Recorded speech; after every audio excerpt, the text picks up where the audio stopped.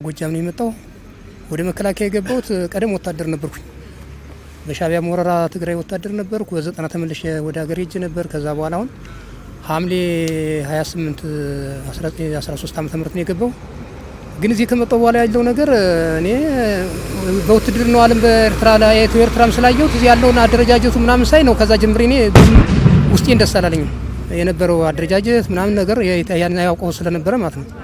ስለዚህ እኔ በቃ ውስጤን አልደሰተኝም። ከዛም በኋላ ያለው ወደ ውጊያውም የተገባው አዲስ ክፍለ ጦር ተፈጥሮ ነው። 81ኛ ክፍለ ጦር ነኝ፣ ሬጅመንት 3 ነኝ። ከዛ ውጊያው ተገባ። አግላይ ነው ደግሞ የተመደብኩ። ከሐኪሙ ጋር አግላይ ነበር። ውጊያውም በአንደኛ ጋር ጥቅምት 1 ነው ተጀመረ። በቃ ወዲያው ጦሩ መፍረስ ምናምን ነገር አዲስ ስለሆነ ሁሉም አብዛኛው ማለት ነው። ስለዚህ እኔ በጣም ያሳዝናል። ጥሩ አይደለም። ለኢትዮጵያ ሕዝብ እንደዚህ ይሄ አያስፈልገው ነበር።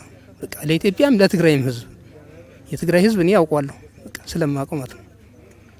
ለትግራይ ሕዝብ እኮ ነው ሆነንለታል፣ ሆኖልናል። ለኛ በትግራይ ሕዝብ የተፈጸመው ግፍ ክህደት በቃ እኔ አሁን ይሄ የፖለቲካው ምስቅልቅል አሁን እያደበላለኩ ነገር ለኔ ውስጥ ሌላ ነገር ነው። አሁን አንደኛ ተማርኬ ነው ነገር አይደለ እንደዚህ የሰዋራ የምርኮኛ ወሬ ይመስላል። በቃ ውትድርና ትቼው ነው ሄድኩኝ። ውትድርና ትቼው ግን ልዩ ከትግራይ ሕዝብ ጋር ልዩ ፍቅር ነበር እንጂ ለልጆች ዛሬ እከራከራለሁ። አንድ ነገር ስንወያይ ነው በቃ በጥልቀት ነው እከራከራለሁ። ምክንያቱም ያለውን ነገር ስለማውቀው ውስጡ ማለት አጋጣሚ ሆነና ግን እኔ መጥቼ እዚህ ተሳተፍኩ። ጓደኞችን አገኘሁ፣ አልቅሻለሁ። ጓደኛ ሳገኝ በቃ እንዳለመታደል ሆኖ እንዲህ ያደረገ እድሜያችን እንደዚህ ለባለስልጣን እድሜ እያደረገ እንደ ሀገራችን እንዲህ ያደረግናት እንኖራለን። በቃ ይሄ ደግሞ ጥሩ አይደለም። ለኢትዮጵያ ሕዝብ አይበጅም፣ ለማንኛውም አይበጅም። እንኳን የትግራይና የኢትዮጵያ ሕዝብ ተነጣጥሎ ይኖራል እኔ አይታሰብም። በታሪክም በምንም አጋጣሚ ሊሆን አይችልም። ይሄ የማይታሰብ ነገር ነው።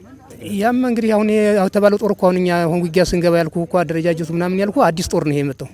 ለዛም ነው እየፈረሰ ምናምን ያስቸገረ። አንደኛ አመጣጡም ይለያያል። የትግራይ ህዝብና የኢትዮጵያ ህዝብ አሰላለፉ ይለያያል። ይሄኛው ለዓላማ ነው፣ ያኛው ደግሞ ሆይ ሆይ ሂዱ ምናምን ተብሎ ነው የመጣ። መጥቶ እዚህም እንደሚሰራ አብዛኛው ያውቁት ብዬ አስባለሁ። እኛም በሆነ ነገር ተታለን ይመጣን።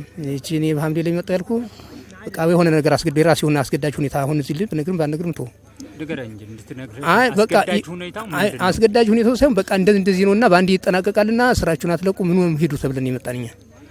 ስለዚህ እኛ መጣን፣ እኛም ገባንበት። ያለውንም ጦሩን ማሰላለፍ ስትያው በቃ ያሳዝናል። ሶሪ እኮ 12 ሰዓት ላይ ውጊያ ተጀምሮ ወዲያው ማጥቃት ተደርጎ ምሽግ ይዘህ መልቀቅ ምን ያስበው ወታደር ሆነ ስታስብ እንግዲህ ያሳዝናል። 3 ሰዓት 4 ሰዓት ላይ ነው ጦሩ ወደ ኋላ ማፈግፈግ የጀመረ። ያን ጦር ይዘህ ወደፊት ምን ዕጣ ፈንታ ይገጥመዋል። በቃ አሁን ቅድም የጓደኞቼ እንዳሉት ለኢትዮጵያ ሕዝብ አንድና አንድ በቃ የኢትዮጵያ መንግስት እሺ ብሎ የኢትዮጵያ ማምላክ ርርቶን በቃ ወደ ሰላሙ ድርድር ይሄ ነው የምመኝ። እኛማ በቃ ያን ጦሩ እየፈረሰ ሲሄድ ከሱ ጋር እኔ ከሕክምና ጋር ነበር ያለሁኝ። ከዛ በኋላ በቃ እኛ ከየት እንደመጡ አላየናቸው።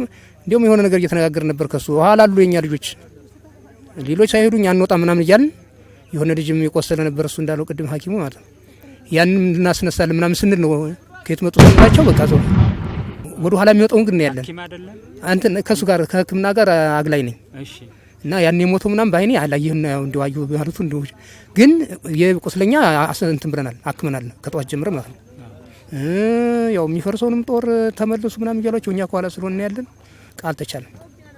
መጨረሻው በቃ በአንድ ቀን ያልኩ ነገር እኛ በአንድ ነው የተማረከ።